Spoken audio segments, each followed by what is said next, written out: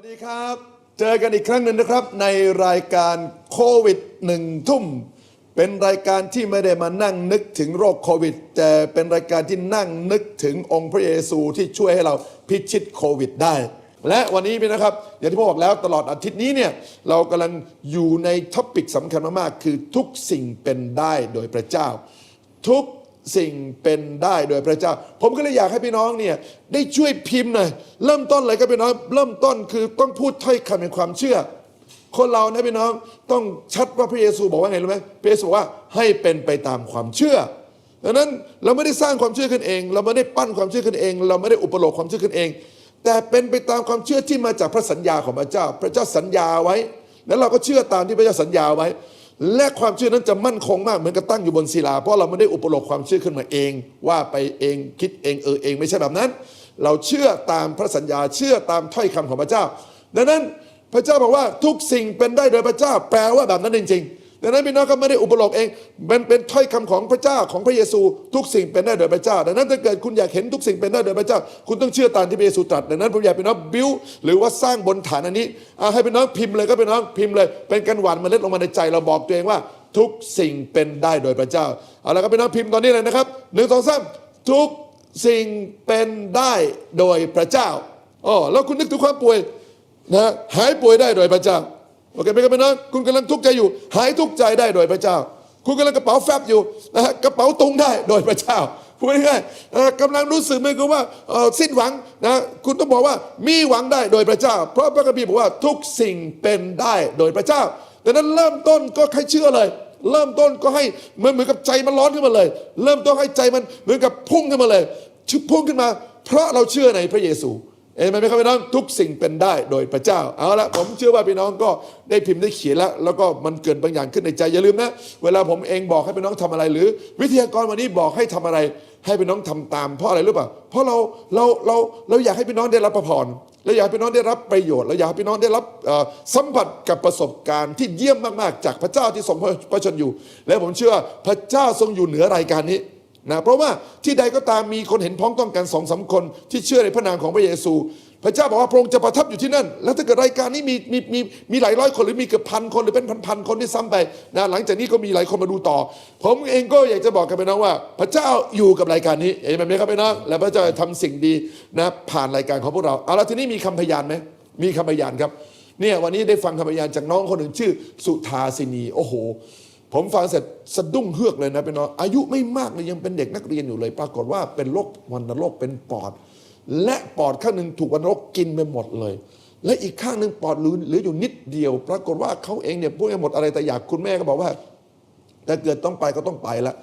ะแต่เขาได้มาฟังรายการโควิดแล้วคุณแม่ได้อธิษฐานเผื่อเขาได้อธิษฐานเผื่อแล้วขอบคุณพระเจ้าพี่น้องครับทำให้เขาเองเนี่ยเกิดมีพลังที่จะสู้ขึ้นมาแล้วเกิดมีความหวังขึ้นมาว่าเขาเองจะมีชีวิตอยู่แล้วเขาได้ฟังไปว่าการรักษาโรคของพระเจ้าหรือคนที่ป่วยเนี่ยนะมีอยู่3 ประเภทที่ผมเองเคยบอกและประเภทหนึ่งคือว่าป่วยเพื่อถวายเกียรติพระเจ้าแล้วก็เกิดมีความเชื่อว่าเขาป่วยนะไม่ใช่ป่วยเพื่อตายเขาป่วยเพื่อถวายเกียรติพระเจ้าเขาเลยมีความหวังว่าพระเจ้าจะรักษาเขาเพื่อให้เป็นที่ถวายเกียรติแด่พระเจ้าแล้วคุณหมอมาหาเขาคุณหมอบอกว่าปาฏิหาริย์มากที่เธอมีปอดเหลืออยู่แค่นี้เธอยังมีชีวิตอยู่ได้เขาบอกเขาร้องไห้เลยเขาบอกว่าพระเจ้าให้กำลังเขาจะมีชีวิตอยู่ต่อไปได้แล้วเราจะส่งคำอธิษฐานเพื่อน้องสุธาธินีต่อเนื่องแล้วเราเชื่อพระเจ้าจะทรงโปรดฟื้นฟูจิตใจแล้วก็ชีวิตของน้องสุธาธินีปอดที่มันเป็นอยู่ผมเชื่อพระเจ้าจะทำการอัศจรรย์และทำให้มันหายเป็นปกติอย่างเด็ดขาดและเขาเองจะเป็นที่ถวายเกียรติแด่พระเจ้าได้โอ้พี่น้องคำพยานนี่สุดยอดมากเลยนะครับแล้วมีคุณพี่คนหนึ่งนะครับพี่น้องเป็นโรคประสาทหูเสื่อมแล้วพี่น้องเนี่ยมีโอกาสมาร่วมรายการโควิดและเราได้มีโอกาสอธิษฐานเผื่อเขาอธิษฐานตามและพี่น้องในกลุ่มอธิษฐานตามปรากฏว่าเดี๋ยวนี้หูเริ่มดีขึ้นแล้วนะครับพี่น้องเริ่มได้ยินชัดขึ้นขอบคุณพระเจ้าแล้วมีอีกคนนึงบอกว่ากำลังตกงานอยู่พอดีเลยและมาร่วมรายการโควิดอธิษฐานกับพระเจ้านะครับตามที่ในรายการเราได้อธิษฐานเผื่อพี่น้องและทีมงานได้อธิษฐานเผื่อปรากฏว่าตอนนี้เขาบอกว่ามีงานพิเศษเข้ามาเรียบร้อยเอเมนไหมครับพี่น้องและมีพี่น้องอีกคนหนึ่งเมื่อวานนี้เนี่ยได้ฟังรายการโควิดนะมีความท้อแท้หดหู่แล้วก็มีความรู้สึกเจ็บปวดอยู่ในใจนะเนื่องจากเก็บความขมขื่นไว้ในใจแล้วก็รู้สึกเหมือนกับไม่มีความสุขเลยแม้แต่นิดเดียวเขาบอกว่าขอบคุณพระเจ้าเมื่อวานนี้ร่วมรายการโควิดได้มีโอกาสได้สารภาพบาปได้มีโอกาสอธิษฐานบอกว่าเกิดความรู้สึกกระปรี้กระเปร่าสดชื่นมีพลังขึ้นมาอย่างอัศจรรย์เอเมนไหมครับพี่น้อง ขอบคุณพระเจ้าสำหรับคำตอบคำอธิษฐานและพี่น้องผมเคยบอกพี่น้องแล้วว่าเราไม่ได้ร่วมรายการแค่เฉพาะในรายการนี้เท่านั้นที่เราอธิษฐานเผื่อพี่น้องแต่เราอธิษฐานเผื่อพี่น้องเลิกหลังรายการด้วยและที่สำคัญวันนี้นะครับพี่น้องมีอีกคำพยานที่ยอดเยี่ยมมากๆเลยคืออะไรเขาเขียนมาเขาบอกว่าเขาเองเนี่ยเป็นมะเร็งเต้านมนะแล้วก็คำนี่เป็นก้อนเลยนะแต่ขอบคุณพระเจ้ามาร่วมรายการโควิดกับเราสรรเสริญพระเจ้าเขาอธิษฐานร่วมกับเราขอพระเจ้ารักษาความเจ็บคนป่วยขอบคุณพระเจ้าเขาเป็นพยานบอกวันนี้เขาไปคำอีกทีแล้วเขาบอกว่ามะเร็งเต้านมเม็ดที่มันมีอยู่มันหายไปเรียบร้อยขอบคุณพระเจ้าสำหรับการเยียวยาอันอัศจรรย์ที่พระเจ้าทำพี่น้องผมกำลังจะบอกคุณว่านี่เป็นเพียงแค่เริ่มต้นเท่านั้นเดี๋ยวจะมีมากขึ้นอีกมากขึ้นอีกมากขึ้นอีกเพราะอะไรรู้ป่ะเพราะทุกสิ่งเป็นได้โดยพระเจ้าเอเมนไหมครับพี่น้องเอาพิมพ์อีกทีได้ไหมครับพี่น้องพิมพ์อีกทีได้ไหมครับพี่น้องนะครับพิมพ์หลายๆครั้งนะพิมพ์ด้วยกัน1 2 3ทุกสิ่งเป็นได้โดยพระเจ้าพี่น้องถ้าเกิดคุณมาร่วมรายการนี้แล้วคุณไม่ได้คิดแบบนี้ผมหวังว่าพระเจ้าจะทำงานในใจคุณเชื่อแบบนี้เอเมนไหมครับพี่น้องเพราะว่าถ้าคุณเชื่อแบบนี้มันเป็นไปมันอันที่อัศจรรย์มากเพราะพระเจ้าบอกว่าให้เป็นไปตามความเชื่อและคุณต้องเชื่อที่พระเยซูบอกทุกสิ่งเป็นได้โดยพระเจ้าฝ่ายมนุษย์ก็เหลือกำลังที่จะทำได้แต่ไม่มีอะไรที่ยากเกินไปสำหรับพระเจ้าเอเมนไหมครับพี่น้องวันนี้เนี่ยดีใจมากๆที่เรามีแขกรับเชิญพิเศษมาร่วมกันทุกอาทิตย์นะครับพี่น้องนั่นคือท่านอาจารย์แดนนะวันนี้มาร่วมกับเราอาจารย์แดนแคปเปอร์นะครับดีใจมากๆที่อาจารย์มาผมสังเกตอาจารย์ที่เสื้ออาจารย์มีเขียวๆติดอยู่ที่ตรงเนี่ยตรงหน้าอกนะครับมันอะไรครับอาจารย์เนี่ยก็คือตอนเข้ามาในโบสถ์นะครับก็มีคนวัดเหมือนกันนะครับมีค่ายนะครับไม่มีค่ายนะครับแต่ว่าต้องติดเสื้อไว้ให้คนรู้ว่าแสดงว่าผ่านการคัดกรองเรียบร้อยแล้วครับผมนั่นก่อนเข้ามาในรายการนะอาจารย์ก็ต้องผ่านการตรวจวัดไข้มีการติดสติ๊กเกอร์ชัดเจนของผมเองก็เหมือนกันแต่ผมแอบไปติดไว้ข้างหลังเนี่ยไม่ต้องติดตรงบ่านะเราก็ผ่านการคัดกรองแล้วเราก็นั่งทิ้งระยะห่างนะตามที่ควรจะเป็นนะพี่น้องก็ไม่ได้อยู่ใกล้เลยนะครับพี่น้องก็เราก็พยายามมีวินัยนะมีวินัยแล้วก็เพราะเราทำรายการนี้เราแน่นอนเราก็อยากจะเป็นตัวอย่างที่ดีนะแล้วก็ทำร่วมมือกับทางการอย่างเต็มที่นะครับเพื่อเราจะให้เหมือนกับสถานการณ์โควิดมันดีขึ้นเอาละแต่ว่ามันต้องยอมรับว่าอาจารย์ตอนนี้เนี่ยเศรษฐกิจกำลังหนักหน่วงสำหรับหลายๆคนบางทีท่านผู้ชมในวันนี้เนี่ยก็กำลังเจอศึกหนักเรื่องเกี่ยวกับเศรษฐกิจอาจารย์มีอะไรจะแนะนำหน่อยไหมครับว่าพระเจ้าสอนยังไงเพื่อจะให้เกิดการฟื้นเศรษฐกิจเชิญอาจารย์ที่จะคุยกับท่านผู้ชมได้เลยแล้วก็เล่าให้ฟังว่าเป็นยังไงบ้างเชิญครับอาจารย์ขอบคุณมากอาจารย์แล้วก็ดีใจมากครับที่มีโอกาสได้มาร่วมรายการอีกครั้งหนึ่งนะครับกับพี่น้องแล้วก็มีโอกาสที่จะพูดถึงเรื่องที่หลายคนกำลังคิดถึงตอนนี้ว่าทำยังไงถึงจะฟื้นเศรษฐกิจให้ได้นะครับ financial recoveryหลายคนทั่วโลกกำลังคิดถึงตอนนี้ตอนแรกเราก็ต้องเป็นห่วงเรื่องทางร่างกายเราเรื่องสุขภาพก่อนแล้วมาถึงจุดนี้ถึงประเด็นนี้ที่เริ่มคิดและสนใจว่าเราทำยังไงเพื่อที่จะฟื้นเศรษฐกิจขึ้นมาอีกครั้งหนึ่งพี่น้องได้มาร่วมกันในรายการคืนนี้ก็มาทุกที่มาถูกเวลาพอดีเลยนะครับโควิด1 ทุ่มนะครับเป็นรายการที่จะให้กำลังใจกับเราและยังเป็นรายการที่จะได้ให้ข้อคิดที่ดีไม่ใช่เป็นข้อคิดของใครคนหนึ่งคนใดแต่ว่าเป็นพระวจนะพระเจ้าที่จะทำให้เรามีความเชื่อที่สามารถเกิดผลจนกระทั่งได้เปลี่ยนแปลงใจของเราเอาละทั้งสัปดาห์นี้เราได้พูดถึงเราว่าได้ใช้ยากอบบทที่5เป็นฐานในการพูดถึงว่าพระเจ้าทำได้ทุกสิ่งขอบคุณพระเจ้านะทุกสิ่งเป็นไปได้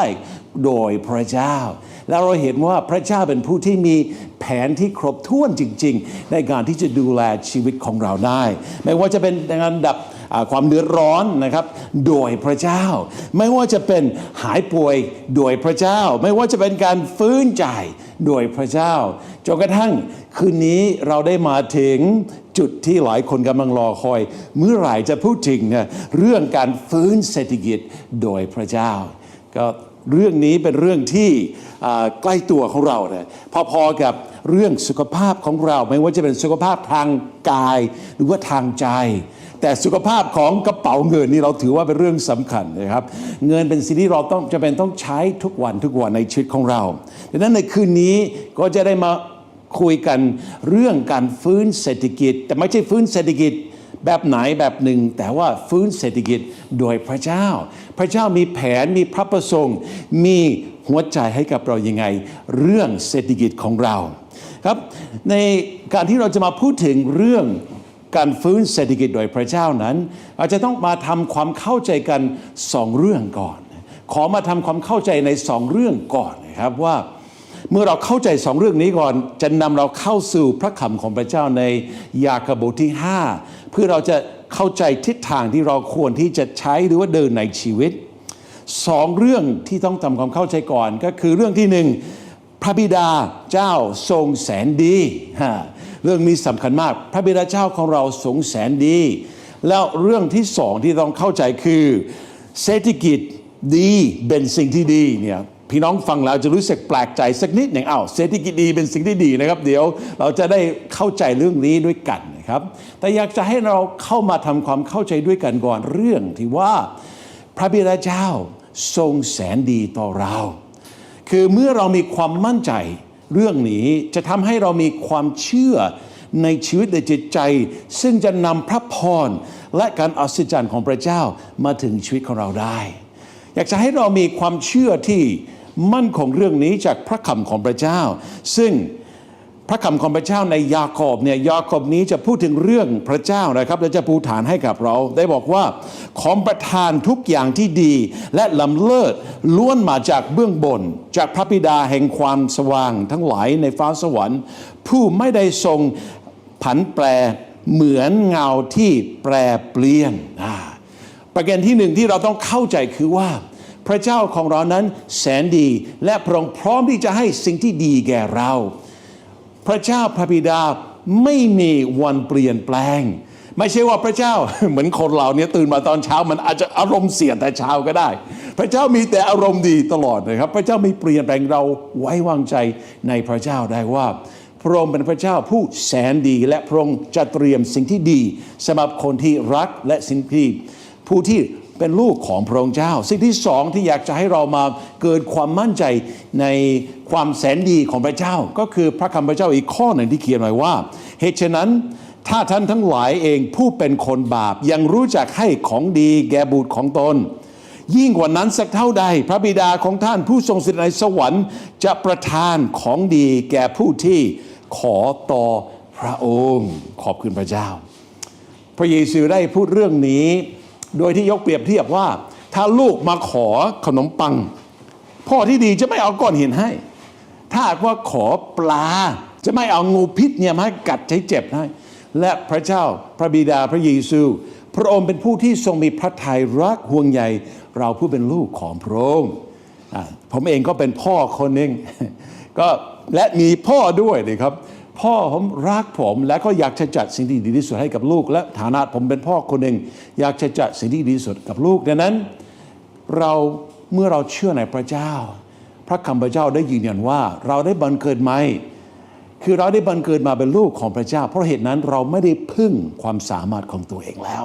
ข่าวดีคือพระเจ้าแสนดีและพระเจ้าพระบิดาที่ทรงแสนดีนั้นมีสิ่งที่ดีที่จะมอบให้กับเราคือการฟื้นเศรษฐกิจโดยพระเจ้าสิ่งที่สองนะครับที่เราต้องมาเข้าใจนะครับเรื่องที่สองก็อยากจะพูดถึงว่า การฟื้นเศรษฐกิจหรือว่าเศรษฐกิจที่ดีนั้นเป็นสิ่งที่ดีทำไมถึงเป็นอย่างนั้นนะครับเพราะเราต้องมีทัศนคติที่ถูกต้องเรื่องนี้เพราะว่าพระบิดานั้นพร้อมที่จะอวยพรเราแต่ทัศนคติของเราเรื่องการเงินเป็นเรื่องที่สำคัญที่สุดเลยเรารับพระพรเพื่อเป็นพระพรต่อหรือเพื่อตัวเราเองเท่านั้นนี่แหละครับเป็นประเด็นสำคัญเมื่อเราเข้าใจสิ่งแรกว่าพระเจ้านั้นทรงแสนดีนั้นแต่เราต้องเข้าใจว่าพระเจ้าผู้ทรงแสนดีพร้อมที่จะให้สิ่งที่ดีกับเราแต่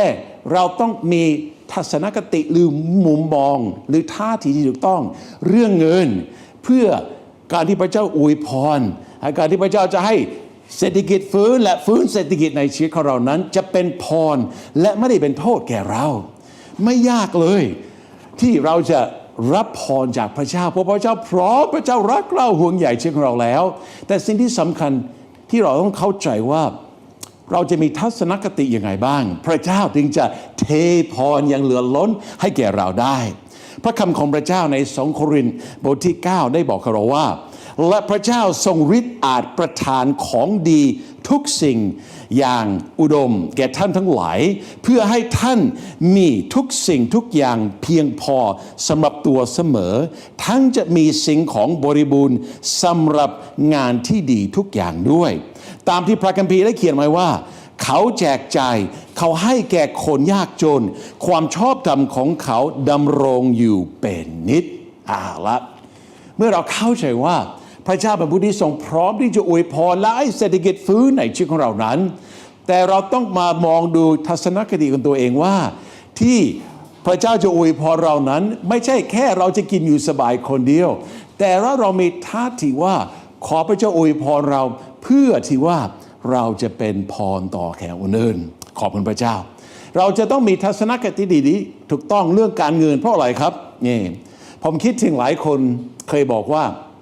เรื่องกินไม่ใช่เรื่องใหญ่แต่เขาจะต่อท้ายด้วยครับแต่เรื่องไม่กินนะเรื่องใหญ่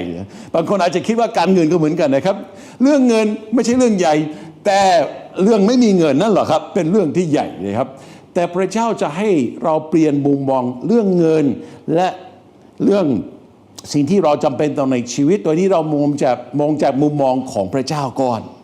มีบางคนเข้าใจผิดเขาบอกว่าโอ้ต้องระวังนะครับถ้ามีเงินมีทองมีสิ่งก็จะได้ไม่เราหลงทางของพระเจ้าแล้วเขาก็ท่องข้อพระคัมภีร์อยู่ข้อหนึ่งแต่ท่องแบบผิดเขาบอกว่าเงินคือรากเหง้าแห่งความชั่ว แต่แท้ที่จริงพระคัมภีร์ไม่ได้เขียนมาอย่างนั้นพระคัมภีร์บอกว่าเพราะว่าการรักเงินเป็นรากเหง้าของความชั่วทั้งปวงเพราะเห็นแก่เงินนี่ละบางคนจึงเตลิดจากความเชื่อและทำให้ตัวเองต้องปวดร้าวด้วยความทุกข์โศกนานาดังนั้นสิ่งที่พระเจ้าอยากจะให้เราปรับทัศนคติก่อนก็คือเรามองว่าเรื่องเงินไม่ใช่เป็นเรื่องใหญ่คือเป็นการรักเงินนั้นนะที่เป็นเรื่องใหญ่พระเจ้าอยากจะให้เรารักพระองค์และรักคนอื่นมากกว่าเงินทองเมื่อเรามีมุมมองหรือมีทัศนคติต้องถูกต้องทางนี้ไม่ยากที่พระเจ้าจะอวยพรเราไม่ได้คิดว่าการรักเงินที่จริงเนี่ยการรักเงินไม่ใช่ว่าต้องมีเงินมากถึงจะรักเงินคนไม่มีเงินก็อาจจะรักเงินก็ได้นะครับแต่ในใจของเรานะเรามีใจแน่วแน่และผมเชื่อว่าแม้แต่วิกฤตนี้พระเจ้าจะเปลี่ยนให้เป็นโอกาสที่ดีในชีวิตของเราเพื่อที่จะปรับมุมมองในชีวิตของเราว่าเราจะขอพระเจ้าอวยพรเราเพราะว่าเรามีใจเหมือนพระเจ้าที่ชอบให้ชอบเป็นพรต่อคนอื่นดังนั้นการที่เราทำความเข้าใจในสองเรื่องนี้ก่อนนะเป็นเรื่องที่จะนำเราเข้ามาสู่พระวจนะพระเจ้าในคืนนี้ที่จะเป็นเหมือนกับเป็นความสว่างที่จะนำทางชีวิตของเราให้เรารู้ว่าเราควรจะไปในทิศทางไหนเพื่อพระเจ้าจะฟื้นเศรษฐกิจในชีวิตของเราและเราจะรับพรเพื่อเป็นพรได้ครับพระคำของพระเจ้าที่เราจะดูในคืนนี้ก็เราดูต่อในยากอบบทที่5ซึ่งยากอบบทที่5นี้ครบถ้วนเลยนะครับเรื่องกายเรื่องใจนะครับและก็ไม่ขาดด้วยนะครับเรื่องการเงินแท้ที่จริงบางคนคิดว่าทำไมต้องพูดเรื่องเงินกับเรื่องของพระเจ้ามันเกี่ยวข้องกันยังไงแท้ที่จริงเนี่ยมีคนหนึ่งตั้งข้อสังเกตว่าหัวข้อที่พูดถึงอันดับที่2เนี่ยมากที่สุดในพระคำพระเจ้าคืออะไรรู้ไหมเรื่องทรัพย์สิ่งของและการเงินมี 2,000 กว่าครั้งในพระคัมภีร์ที่พูดถึงเรื่องเงินทองหรือว่าทรัพย์สินของเราและมีตั้ง800 กว่าข้อที่เกี่ยวข้องกับการเงินพระเยซูเองเป็นผู้ที่พูดเรื่องการเงินกับทรัพย์สินของเราพอสมควรแสดงว่าพระเจ้ารักห่วงใยและเห็นว่าเรื่องนี้เป็นเรื่องที่สำคัญแต่เมื่อเราได้ปรับมุมมองของเราเรื่องเงินแล้วเข้าใจว่าไม่ใช่ว่าเรารักเงินที่เราจะแสวงหาแต่ว่าเมื่อเราแสวงหาแผ่นดินพระเจ้าและความชอบธรรมพระองค์เป็นผู้ที่ทรงเพิ่มเติมให้กับเราเพราะว่าเรามีใจที่ตรงกับพระทัยของพระเจ้าครับอยากจะให้เรามาดูในหนังสือยากอบบทที่5นี้และเราจะต้องดูทัศนคติ2ด้านด้วยกันด้านที่1นะครับยากอบบทที่5จะเตือนเราทัศนคติที่ผิดเรื่องการเงินทำให้เราไม่สามารถรับการฟื้นเศรษฐกิจจากพระเจ้าได้ดังนั้นก็จะเตือนเราก่อนใน2เรื่องแล้วจะลงท้ายด้วยทัศนคติที่2อย่างนะครับที่จะทำให้เราได้รับพรจากพระเจ้าเพื่อเราจะสามารถเป็นพรต่อให้กับคนอื่นได้ครับให้เรามาดูในทัศนคติที่ผิด2เรื่องในยากอบบทที่5ตั้งแต่ข้อที่1ถึงข้อที่7นะครับทัศนคติผิดอันดับที่1ก็คือการฉ้อโกงเพื่อได้เงินแล้วก็ทัศนคติที่ผิดที่2นั้นคือการหาเงินเพื่อใช้อย่างฟุ่มเฟือยนะครับให้เราโดดเข้ามาในพระคำของพระเจ้าโดยตรงเลยนะครับในข้อที่1ในยากอบบทที่5ก็เขียนไว้ว่านี่นะท่านผู้มั่งมีจงระวังให้ โอดครวญเพราะความวิบัติซึ่งจะเกิดกับท่านทรัพย์สมบัติของท่านก็ผุพังไปแล้วและตัวแมลงก็กัดเกลื่อนเสื้อผ้าของท่านทองและเงินของท่านก็เกิดสนิมและสนิมนั้นก็จะเป็นพยานหลักฐานแก่การกระทำของท่านและจะเผาผลาญเลือดเนื้อของท่านดูดไฟท่านได้ซ้ำสมบัติไว้แล้วสำหรับอวสานการนี้นะค่าจ้างของคนที่ได้เกี่ยวข้าวในนาของท่านซึ่งท่านได้ช่อโกงไว้นั้นก็ร้องฟ้องขึ้นและเสียงร้องทุกข์ของคนที่เก็บข้าวนั้นได้ทรงทราบถึงพระกรขององค์พระผู้เป็นเจ้าจอมโยธาแล้วท่านมีชีวิตอยู่ในโลกอย่างฟุ่มเฟือยและสนุกสนานท่านได้บำเรอจิตใจของท่านไว้รอวันประหารท่านได้ตัดสินลงโทษและก็ได้ฆ่าคนชอบธรรมเขาก็ไม่ได้ต่อต้านท่านนี่คือพระคำของพระเจ้าที่เตือนเราเรื่องทัศนคติที่ผิดเรื่องการเงินสองด้านที่หนึ่งคือช่อโกงหาเงินโดยวิธีไหนก็ได้นะบางคนคิดว่าไม่สำคัญเงินมาได้แบบสุจริตดูทุจริตเนี่ยแต่พระคำของพระเจ้าเตือนเราว่าพระพรของพระเจ้าจะมาถึงเราไม่ใช่เราเป็นคนไปคว้ามาด้วยความสามารถของเราเองด้วยการใช้วิธีที่ผิดที่ไม่ถูกต้องนะครับในเรื่องนี้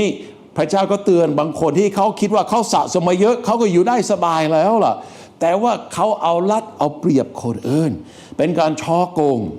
สิ่งที่สำคัญในชีวิตของเราคือขอให้เราเป็นผู้ที่รักษาความสัตย์ซื่อเรื่องเงินนี่เป็นประเด็นสำคัญมากเลยไม่ยากที่พระเจ้าจะอวยพรเราแต่พระเจ้าไม่อยากจะให้เงินกับเราอันจะเป็นสิ่งที่นำโทษให้กับเราดังนั้นนันที่เราสัตย์ซื่อไม่ว่าจะเป็นการงานของเราถ้าเราเป็นเจ้าของธุรกิจให้เราเป็นผู้ที่ประกอบการธุรกิจเพื่ออะไรครับด้วยความที่ว่าถูกต้องและก็ลูกค้าเราก็จะประทับใจและเขาจะกลับมาผมคิดถึงการซื้อของเหมือนกันผมบางทีก็ขับรถขับลาไปนี่ไปนั่นนะเห็นมีขายของข้างถนนนะโอ้อยากจะแวะซื้อแต่เขาหารู้ได้ไหมว่าผมเป็นคนที่ผ่านตลอดเนี่ยผมแวะซื้อนิดนึงนะครับแต่ว่าเขาก็แถมเขาก็เอาไว้ใต้ถุงนะครับเป็นผลไม้ที่เน่าๆผมก็พอพามาอีกครั้งหนึ่งผมไม่แวะแล้วล่ะผมก็จะหาเจ้าใหม่แล้วทีนี้ก็ไม่ไปแล้วล่ะแต่พระเจ้าจะอวยพรการงานของเราเมื่อเราเป็นคนที่สัตย์ซื่อเพราะว่าพระเจ้าถือว่าเราเป็นคนต้นเรือน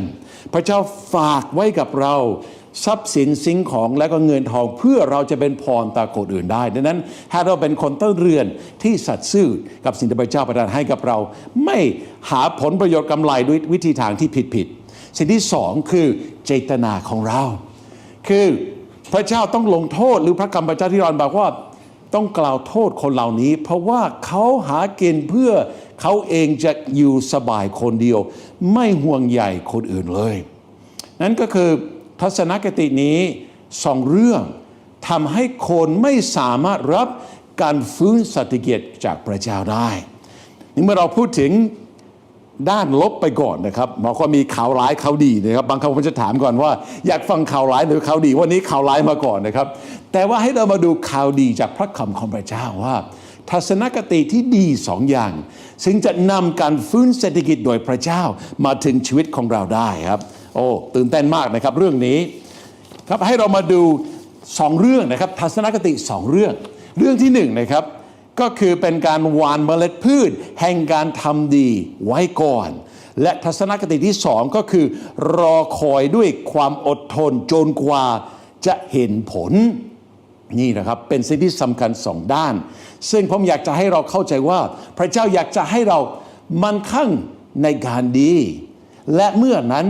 เราจะสามารถมั่งคั่งในการเงินได้มั่นคั่งในการดีแล้วมั่นคั่งในการเงินพระเจ้าอยากจะให้เราหว่านเมล็ดพืชโดยการทำสิ่งที่ดีไว้ก่อนเนี่ยเป็นสิ่งที่น่าคิดว่ามีเหมือนกับเป็นกฎไฟวิญญาณอย่างหนึ่งเพราะว่าพระเจ้าสอนเราว่าหว่านสิ่งใดลงไปเราจะได้เก็บเกี่ยวสิ่งนั้นถ้าเราหวังจะเก็บเกี่ยวสิ่งที่ดีเราต้องหว่านสิ่งที่ดีลงไปดังนั้นการที่เราจะทำการดีก็เป็นการหว่านสิ่งดีเหมือนกับการหว่านเมล็ดพืชลงไปการหว่านเมล็ดพืชลงไปในดินนั้นก็จะต้องหว่านเมล็ดที่ดีนะลงไปและเมื่อฝนลงมาจะทำให้ชุ่มฉ่ำแล้วก็เมล็ดพืชที่ดีนั้นจะงอกขึ้นจนออกดอกและเกิดผลนี่นะครับเป็นการฟื้นเศรษฐกิจของพระเจ้าในชีวิตของเรา ขณะที่เรามองซ้ายมองขวา เชื่อว่าไม่ยากที่พระเจ้าจะให้สติปัญญากับเรา เรื่องว่าเราจะลงทุนอย่างไร ไม่ว่าจะเป็นเรื่องเศรษฐกิจเรื่องการงานนะครับพระเจ้าเป็นผู้ที่จะให้สติปัญญาและหนังสือยากอบก็บอกว่าถ้าคนใดขาดสติปัญญาให้ทูลขอจากพระเจ้าและพระเจ้าจะประทานให้ขอบคุณพระเจ้าพี่น้องนะครับทัศนคติที่ถูกต้องในชีวิตคือว่าเรามีพระทัยเหมือนพระเจ้าเราอยากจะหว่านเมล็ดพืชที่ดีลงไปโดยการทำดีต่อคนอื่นและเราเชื่อว่าเมื่อเราได้ทำการดีพระเจ้าจะประทานสติปัญญากับเราจะคิดออกว่าเราควรจะลงทุนตรงไหนเราควรจะทำยังไงและพระเจ้าก็จะให้พระพรของพระองค์ตามเรามาขอบคุณพระเจ้านี่คือการเรียกว่าฟื้นเศรษฐกิจโดยพระเจ้าอยากจะให้เรามาดูพระคำของพระเจ้าอีกข้อหนึ่งนะครับที่จะทำให้เรารู้และเข้าใจทัศนคติที่ถูกต้อง2ประเด็นนี้ว่าเป็นอย่างไรนะครับในยากอบบทที่5นะครับที่เราอ่านต่อไปนั้นบอกว่าเหตุฉะนั้นพี่น้องทั้งหลายจงอดทนจนกว่าองค์พระผู้เป็นเจ้าจะเสด็จมาจงดูชาวนารอคอยผลอันล้ำค่าที่จะได้จากแผ่นดินเพียรคอยจนกระทั่งมีฝนตกต้นฤดูและฝนฉุกปลายฤดูท่านทั้งหลายก็จงอดทนเช่นนั้นเหมือนกันจงตั้งอกตั้งใจให้ดีเพราะว่าใกล้จะถึงเวลาที่องค์พระผู้เป็นเจ้าจะเสด็จมาแล้วเอเมนพี่น้องนะครับเรารู้ว่าใกล้จะถึงเวลาที่พระบิดาพระองค์พระเยซูคริสต์เจ้าจะกลับมาอีกครั้งหนึ่งแต่ผมอยากจะตีความหมายอีกแนวหนึ่งใกล้จะถึงเวลาที่พระเยซูจะมาอวยพรชีวิตของท่านด้วยแต่ขอให้เราเป็นคนที่ไม่เมื่อยล้าในการทำดีพระคำพระเจ้าได้หนุนใจเราว่าอย่าเมื่อยล้าในการทำดีเพราะว่าในเวลาอันควรเราจะได้เก็บเกี่ยวเป็นเหมือนกับเป็นกฎไฟวิญญาณหรือว่าเป็นหลักการของพระเจ้าอย่างหนึ่งเมื่อเราหว่านสิ่งใดลงไปเราจะได้เกี่ยวเก็บสิ่งนั้นและหนังสือยากอบก็บอกเราเหมือนกับชาวไร่ชาวนาเขาจะต้องรู้จักการที่จะไถนาก่อนที่จะได้เก็บเกี่ยวนี่มันหลายเดือนเขาก็จะต้องพรวนดินแล้วก็จะต้องหว่านเมล็ดลงไปต้องไปใส่ปุ๋ยแล้วก็ดูแลถอนหญ้าและในที่สุดเนี่ยครับดินที่ดีเมล็ดพืชที่ดีก็จะงอกขึ้นและเขาจะได้เก็บเกี่ยวผลชีวิตของเราก็เช่นกันพระเจ้าบอกว่าเราจะได้เก็บเกี่ยวสิ่งที่ดีในชีวิตโดยการที่เราหว่านที่สิ่งที่ดีลงไปผมอยากจะอ่านพระคัมภีร์อีกข้อหนึ่งนะครับที่จะให้กำลังใจและช่วยให้เราภาพเรื่องนี้ด้วยในหนังสือ2 โครินธ์บทที่ 9ได้เขียนไว้ว่านี่แหละคนที่หว่านเพียงเล็กน้อยก็จะเกี่ยวเก็บได้เพียงเล็กน้อยคนที่หว่านมากก็จะเกี่ยวเก็บได้มากทุกคนจงให้ตามที่เขาได้คิดหมายไว้ในใจมิจะให้ด้วยนึกเสียดายมิจะให้ด้วยการฝืนใจเพราะว่าพระเจ้าทรงรักคนนั้นที่ให้ด้วยใจยินดีและพระเจ้าทรงฤทธิ์อาจประทานของดีทุกสิ่งอย่างอุดมแก่ท่านทั้งหลายเพื่อให้ท่านมีทุกสิ่งทุกอย่างเพียงพอสำหรับตัวเสมอทั้งจะมีสิ่งของบริบูรณ์สำหรับงานที่ดีทุกอย่างด้วยตามที่พระคัมภีร์ได้เขียนไว้ว่าเขาแจกใจเขาให้แก่คนยากจนความชอบธรรมของเขาดำรงอยู่เป็นนิจฝ่ายพระองค์ผู้ประทานพืชแก่คนที่หว่านและประทานอาหารแก่คนที่กินจะทรงโปรดให้พืชของท่านที่หว่านแล้วนั้นทวีขึ้นเป็นอันมากและจะทรงให้ผลแห่งความชอบธรรมของท่านเจริญยิ่งขึ้นโดยทรงให้ท่านทั้งหลายมีสิ่งสารพัดมั่นคงบริบูรณ์ขึ้นเพื่อให้ท่านมีแจกจ่ายอย่างใจกว้างขวางซึ่งโดยเราจัดแจกจะให้เกิดการขอบพระคุณพระเจ้าฮาเลลูยามั่นคงในการดีมั่นคงในการเงินนี่คือพระคำของพระเจ้าที่ได้บอกว่าถ้าเราหว่านเล็กน้อยเราจะได้เก็บเกี่ยวเล็กน้อยในเวลานี้ที่เป็นวิกฤตทางเศรษฐกิจหลายคนกำลังคิดว่าเราจะลดค่าใช้จ่ายก็ถูกต้องนะครับเราลดค่าใช้จ่ายหลายอย่างแต่เราต้องคิดด้วยความคิดของพระเจ้ามองหาทางที่เราจะหว่านเมล็ดพืชแห่งการทำดีต่อคนอื่นหว่านไม่ว่าจะเป็นการถวายเข้ามาในคริสตจักรของท่านไม่ว่าจะเป็นการที่เราจะทำการดีให้กับเพื่อนบ้านบางคนบอกว่าเงินไม่ควรจะมีมันขาดมันช็อตตอนนี้แต่ว่าเรามีอาหารที่เราสามารถที่จะให้กับเพื่อนก็ได้ ต้นมะละกอหลังบ้านนะครับออกลูกโดกของผมเนี่ยผมก็ไปแจกจ่ายให้กับเพื่อนบ้านนะครับเขาก็มีไอ้ต้นมะนาวนะครับเขาบอกว่าแดนนะสามารถเอาต้นมะนาวของผมเนี่ยเอาลูกมะนาวผมเมื่อไหร่ก็ได้นะผมไม่ต้องซื้อมะนาวนะครับเราก็ช่วยกันแชร์กันมีอะไรเราก็แชร์เราก็ช่วยเขาเนี่ยเป็นการวางสิ่งที่ดีและพระเจ้าสัญญาว่าเราจะได้เก็บเกี่ยวผลที่ดีเอาละในสุดท้ายนี้นะครับอยากจะให้เรื่องนี้จบสวยแท้ที่จริงนะครับในยากาบทที่ 5 ที่เราอ่านไปและทั้งอาทิตย์นี้เราอยู่ในยากาบทที่ 5เราเห็นพระพรของพระเจ้าหรือว่าการฟื้นของพระเจ้าไม่ว่าจะเป็นทั้งใจทั้งกายทั้งเศรษฐกิจของเรานั้นแต่ว่าการลงท้ายนี้พระคำของพระเจ้าจะให้พรกับเราเพราะว่าในยากาบทที่ 5 นี้ที่เริ่มต้นด้วยคำเตือนเรื่องทัศนคติที่ไม่ถูกต้องแต่จะลงท้ายด้วยเมื่อเรามีทัศนคติที่ถูกต้องเรื่องการหว่านเมล็ดพืชพระเจ้าจะให้ฝนแห่งพระพรของเราเทลงมาแล้วก็ดินที่เหมือนกับแห้งแล้งจะชุ่มชื่นแล้วก็เมล็ดพืชพันธุ์ที่ดีก็จะงอกเจริญขึ้นแล้วก็จะเกิดดอกออกผลในหนังสือยากอบตอนท้ายนั้นก็ได้บอกเราในข้อที่ 17-18 ว่าท่านเอลียาก็เป็นมนุษย์ที่มีสภาพเหมือนกับเราทั้งหลายแต่ท่านได้อธิษฐานด้วยความเชื่ออันแรงกล้าขอไม่ให้ฝนตกและฝนก็ไม่ตกต้องแผ่นดินถึง3 ปี 6 เดือนและท่านได้อธิษฐานขออีกครั้งหนึ่งและฟ้าสวรรค์ได้ประทานฝนให้และแผ่นดินจึงได้ผลิตพืชผลต่างๆขอบคุณพระเจ้าพี่น้องคืนนี้เราจะอธิษฐานขอพระเจ้าอวยพรท่านฝนแห่งพระพรของพระเจ้าจะเทลงมาถึงแม้ว่าดูเหมือนกระเป๋าแห้ง แต่เราจะขอพระเจ้าดีเป็นที่จะเทพระพรลงมาและเราวางใจในพระเจ้าได้ว่าพระเจ้าผู้ทรงแสนดีรักเราต้องการประทานสิ่งที่ดีเรามีมุมมองมีทัศนคติดีเรื่องการเงินพระเจ้าพร้อมที่จะอวยพรเราได้แต่ต้องมีทัศนคติ2 อย่างหนึ่งเราก็รู้ว่าพระเจ้าเป็นพระบิดาของเราถ้าท่านยังไม่เคยเชิญพระเยซูเข้ามาในใจก็แสดงยังไม่ได้บังเกิดใหม่การบังเกิดใหม่คือเราบังเกิดในครอบครัวของพระเจ้าพระเจ้าเป็นพระบิดาที่จะดูแลเราได้เราต้องมอบช่วยให้กับพระเจ้าและส่วนที่2ผู้ที่เชื่อในพระเจ้าแล้วให้เราไว้วางใจในพระเจ้าและขอพระเจ้าให้ช่วงนี้เป็นช่วงเวลาที่จะปรับทัศนคติของเราให้เห็นมุมมองของพระเจ้าว่าพระเจ้าจะให้เรารับพรเพื่อเราจะเป็นพรแต่กับคนอื่นได้ผมเชื่อว่าพระเจ้าจะเป็นผู้ที่จะทรงเทฝนแห่งพระพรของพระเจ้าเหนือชีวิตของเราได้อาเมน โอ้ขอบพระคุณพระเจ้านะครับสำหรับคำแบ่งปันในวันนี้เนี่ยผมฟังเสร็จแล้วก็รู้สึกว่า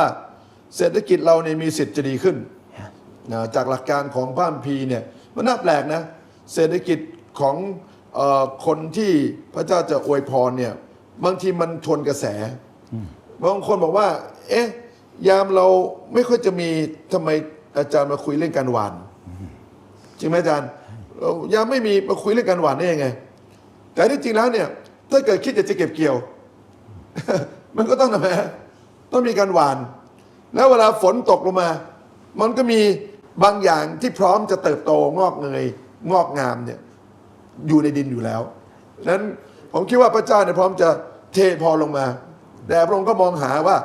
มีใครบ้างไหมที่เขาปกติแล้วเขาหวานสิ่งดีไว้ใช่ไหมแล้วก็เขาก็หวานไปเรื่อยๆเขาไม่รู้เมื่อไหร่ไม่รู้เหมือนกันว่าเมื่อไหร่มันจะมีอะไรงอกขึ้นมาแต่เมื่อกี้อาจารย์บอกว่าเราก็ต้องรอคอยแล้วรอคอยแล้วก็แน่นอนทีเดียวยังไงฝนก็มาฝนก็จะมาแต่ฝนจะเป็นประโยชน์กับใครคนที่หวานคนที่ไม่หวานฝนมาไม่มีอะไรงอกเลยสักอย่างเดียวดูคนอื่นเขางอกอย่างเดียวดูคนอื่นเขาเก็บเกี่ยวเนี่ยแต่ตัวเองไม่ได้เก็บเกี่ยวเลยเพราะว่าเราไม่ได้หวานไว้นะแล้วก็อาจารย์พูดก็ดีมากๆว่าเราเองอยากจะเศรษฐกิจดีก็ไม่ใช่ทัศนคติผิดมันก็ไม่ดีใช่ไหมเหมือนกับว่าไปโกงเข้ามามันก็ไม่ดีรวยเพราะโกงมันก็ไม่มีความสุขหรือว่าอยากมีเยอะเพื่อตัวเองอย่างเดียวฟุ่มเฟือยสุขสบายอย่างเดียวมันก็ไม่ใช่เป็นแผนการของพระเจ้าพระเจ้าก็อยากให้เราเองมั่งคั่งด้วยการนั้นนะทำดีแล้ววันนี้ก็ผมเชื่อหลายๆคนเนี่ยในวันนี้เนี่ยได้ฟังพระคำของพระเจ้าแล้วก็เลยอยากจะท้าทายพี่น้องในวันนี้นะ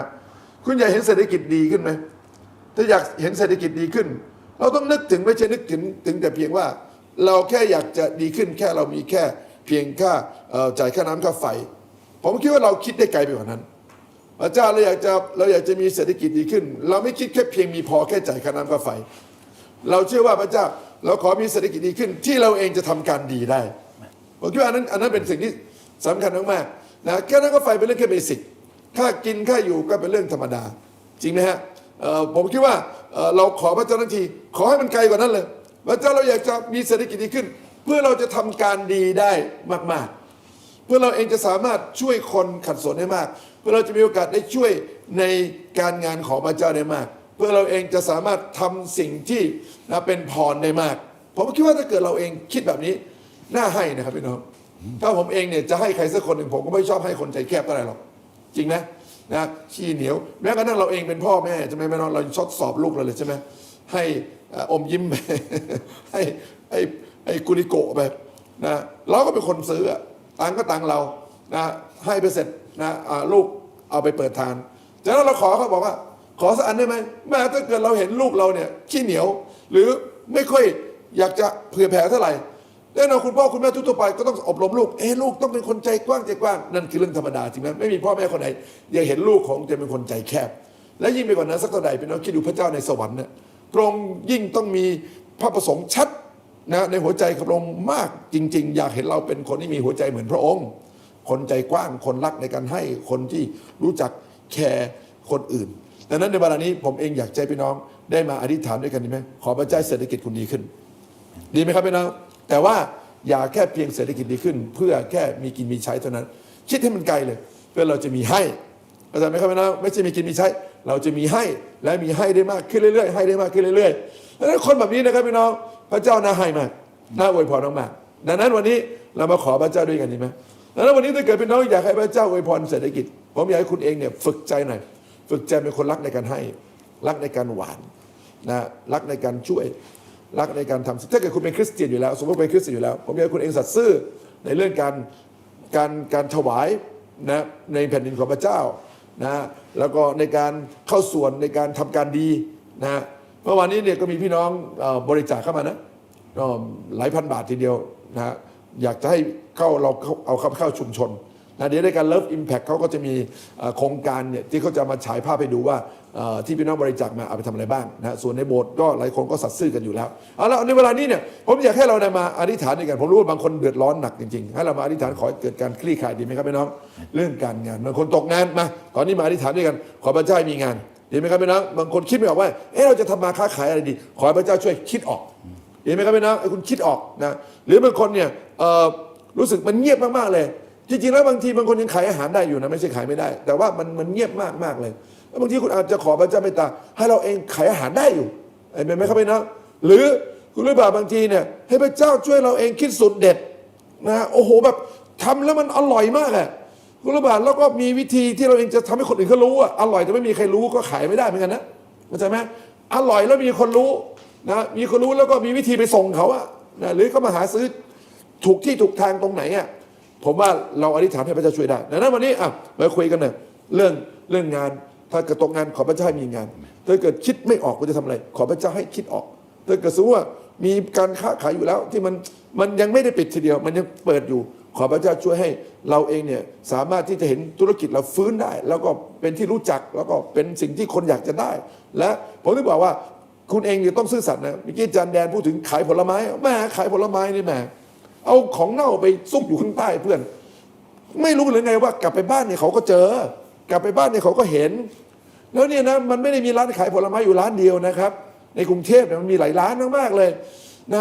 แล้วกว่าจะหาลูกค้าได้สักรายเนี่ยบางทีมันก็ไม่ใช่ง่ายๆนะแล้วนั้นบางทีเนี่ยเอาไปหมกเม็ดไว้เอาเพื่อน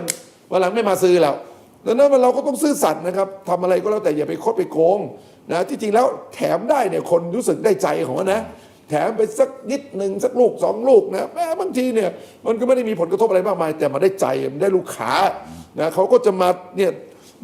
มาซื้อเราอยู่เป็นประจำคนเก่าลูกค้าเก่าก็ไม่หายนะลูกค้าใหม่มามันก็เพิ่มนะครับอย่างนี้ไม่รวยได้ไงจริงป่ะบางคนเนี่ยลูกค้าเก่าหาลูกค้าใหม่โอ้โหงี้เหนื่อยตายเข้าใจไหมนะดังนั้นเราต้องรักษาลูกค้าเก่าให้อยู่แล้วก็ลูกค้าใหม่ค่อยๆเพิ่มมาอย่างเงี้ยไม่มีจนนะครับพี่น้องไม่มีจนไม่มีลำบากแน่ๆรับรองคุณอยู่ได้ระยะยาวแล้ววันนี้ก็ต้องซื่อสัตย์นะเรามาอธิษฐานด้วยกันดีไหมครับพี่น้องดังนั้นถ้าเกิดพี่น้องอยากให้พระเจ้าช่วยพี่น้องเรื่องเศรษฐกิจเขียนมาเลยว่าให้พระเจ้า ช่วยในด้านไหนเรื่องงานหรือว่าเรื่องหนี้สินหรือขอสติปัญญาหรือขอให้ธุรกิจของเราที่มีอยู่แล้วมันดีขึ้นนะหรือว่าขอในรูปแบบใดที่คุณเองอยากให้พระเจ้าช่วยเรามาอธิษฐานด้วยกันดีไหมครับพี่น้องเชื่อผมนะครับพี่น้องพระเจ้าของเรายิ่งใหญ่พระเจ้ารักพี่น้องและขออย่างหนึ่งคือผมขอพี่น้องอย่างหนึ่งขอให้คุณเป็นคนใจกว้างเรามีคนงกคนขี้เหนียวคนที่เห็นแก่ตัวเยอะมากอยากจะร่ำอยากจะรวยมากกว่าเดิมซึ่งรวยไปก็ไม่ได้ช่วยใครครับพี่น้องมันก็รวยคนเดียวเข้าใจไหมครับพี่น้องตายไปพวกเราก็เอาไปไม่ได้นะแต่ว่าถ้าเกิดเราใจกว้างเนี่ยนะครับพี่น้องแม้มีสิ่งดีๆเกิดขึ้นกับเราเนี่ยมันจะคนอื่นเขาจะพลอยได้ผ่อนไปด้วยดังนั้นขอพระเจ้าช่วยคุณเองเป็นคนใจกว้างรักในการให้รักในการเป็นพรโอเคไหมครับพี่น้องอย่างนั้นดีไหมฮะเรามาอธิษฐานเลยพี่น้องอยากจะให้อธิษฐานเบอร์อะไรก็พิมพ์ใส่มาแล้วเราจะอธิษฐานเผื่อนะผมเชื่อพระเจ้าฟังคำอธิษฐานของเราในวันนี้โอเคแล้วผมจะขอให้ฝนของพระเจ้าตกมาลดชีวิตกับพี่น้องลดการเงินลดธุรกิจลดงานลดกระเป๋าลดนะทุกอย่างที่พี่น้องกำลังทำอยู่ให้มันเจริญรุ่งเรืองขึ้นดีไหมครับพี่น้องอย่าลืมนะเราต้องใจกว้างเลยนะให้เราอธิษฐานด้วยกันดีไหมครับพี่น้องทีนี้พี่น้องเอามือแตะหน้าอกเลยนะแล้วก็อธิษฐานนะผมจะอธิษฐานอวยพรพี่น้องให้เราพึ่งพระเจ้าด้วยกัน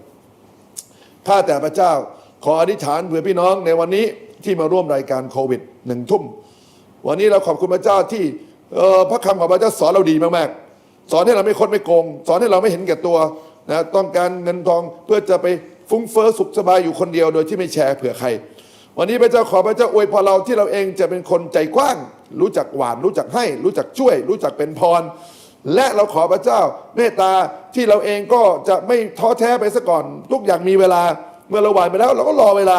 ที่จะเห็นได้การเก็บเกี่ยวเมื่อเราเองดีต่อลูกค้าอาจจะยังไม่เห็นอะไรทันทีทันใดนักแต่ว่าเราสะสมความซื่อสัตย์สะสมลูกค้าที่จะเป็นลูกค้าประจำและมันก็จะมากขึ้นเรื่อยๆแล้ววันนี้ข้างหน้าเราเชื่อว่าเราเห็นการอวยพรใหญ่ดังนั้นเราขอฝนของพระเจ้าเทลงมาเหนือแผ่นดินที่หว่านเมล็ดแล้วเหนือคนที่ได้หว่านเมล็ดไปขอพระเจ้าส่งฝนมาแล้วเมื่อฝนของพระเจ้ามาขอพระเจ้าเกิดความงอกงามขอให้เกิดการเติบโตขอให้เกิดการเกิดดอกออกผลเป็นพรได้กำไรได้สิ่งที่ดีได้ความสุขแล้วก็ได้ความมั่งคั่งนะเพื่อเราเองจะมีทั้งใช้จ่ายชีวิตของเราและเป็นพรได้กว้างขวางได้มากขึ้นขอพระเจ้าอวยพรคนที่ตกงานให้มีงานขอพระเจ้าอวยพรคนที่เป็นหนี้ให้มีเงินที่จะไปใช้หนี้ขอพระเจ้าอวยพรคนที่กำลังทำธุรกิจอยู่แล้วกำลังเจอทางตันขอพระเจ้าประทานทางออกให้เขาพระเจ้าขอพระเจ้าให้กำลังคนที่กำลังท้อแท้สิ้นหวังขอให้เขาได้มีความหวังขึ้นมาขอพระเจ้าช่วยคนที่กำลังรู้สึกมืดแปดด้านขอพระเจ้าให้เขาเองได้เห็นทางสว่างในนามพระเยซูขอถอดเอาความท้อแท้ใจขอถอดเอาความรู้สึกหมดกระจิตกระใจออกไปจากข้างในเราและเปลี่ยนเป็นความชื่นบานแต่เปลี่ยนเป็นสันติสุขเปลี่ยนเป็นความหวังเปลี่ยนเป็นพระพรที่มาจากพระเจ้าขอพระเจ้าโปรดอวยพรเราทุกคนในพระเจ้าอวยพรเราทุกคนในพระเจ้าเราขอพึ่งพาพระเจ้าด้วยกันในความเชื่ออธิษฐานเป็นทุกคนด้วยกันขอพระเจ้าอวยพรอย่างมากในนามของพระเยซูเจ้าอาเมนอาเมนแม่พี่น้องครับขอบคุณพระเจ้านะฮะทีนี้บางคนเนี่ยก็ขอนะพี่น้องบางคนขออยากให้มียอดขายเพิ่มบางคนก็มียอดขายแล้วแต่ก็ยอดขายยังไม่เพิ่มนี่มีคนเขียนมานะพี่น้องบอกว่าขอสติปัญญาในการบริหารบริษัทขอเรื่องหนี้สินขอมีงานใหม่ของานเพิ่มมาอีกสักรอบหนึ่งดีไหมครับพี่น้องตามที่พี่น้องเสนอมาเนี่ยเราก็จะเนี่ยอธิษฐานเผื่อพี่น้องเลยนะขอมาเราก็พึ่งพระเจ้าด้วยกันเลยในเวลานี้ดีไหมครับพี่น้องมาอธิษฐานด้วยกันพระเจ้าเราขออธิษฐานในนามพระเยซูขอพระเยซูเมตตาช่วยให้มียอดขายเพิ่มบางคนมีบางอย่างมีสินค้าอยู่แล้วขอให้มียอดขายเพิ่มแล้วก็ขอให้เขามีการบริหารจัดการได้อย่างยอดเยี่ยมแล้วขอพระเยซูเมตตาให้หนี้สินต่างๆที่มีอยู่นี้ค่อยๆลดลงไปในนามพระเยซูขอพระเจ้ามีงานเพิ่มมีงานใหม่เข้ามาในหลายๆคนที่กำลังพึ่งพระเจ้าอยู่ในเวลานี้พระเจ้าแล้วขอให้คำอธิษฐานวันนี้เกิดผลพระเจ้าเกิดผลเราเห็นการอัศจรรย์เรารู้พระเจ้าทำได้ขอบคุณพระเจ้าที่พระเจ้าทรงเมตตาในนามพระเยซูอาเมนเอาละครับวันนี้ขอบคุณมากๆที่มาร่วมรายการกับเรานะครับขอบคุณท่านอาจารย์แดนนะครับสวัสดีครับอาจารย์สวัสดีครับทุกท่านนะครับอาจารย์พระพรทุกคนครับสวัสดีครับ